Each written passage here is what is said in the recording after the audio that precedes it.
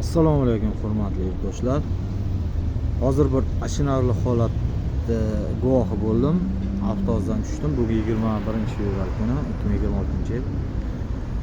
Suluchayni ikkita yosh qizni suhbatiga quloqim eshitib qoldi. Yonimda turibdi. Bo'lsa 5-6-sinf qizlari, ko'p ham yosh katta qiz emasda.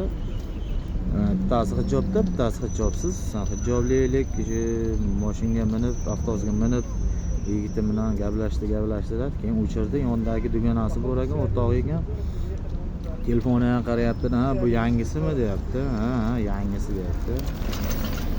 Qanaqa yangisi desa, "Palanchi o'rtog'imni oldin o'qigan maktabini sinfdoshi ekan" deyapti. "Men bilan tanishmoqchi, men bilan gaplashmoqchi" deyapti.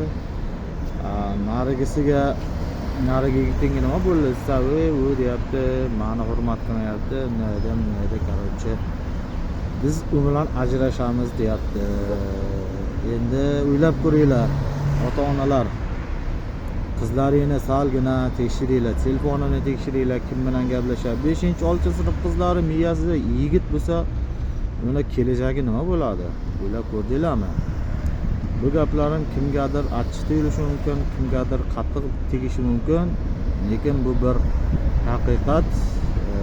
Bolalaringni, qizlaringni asosan tekshirishlaringni, telefonni tekshirishlarini iltimos qilib qolaman. Sog' bo'lasizlar.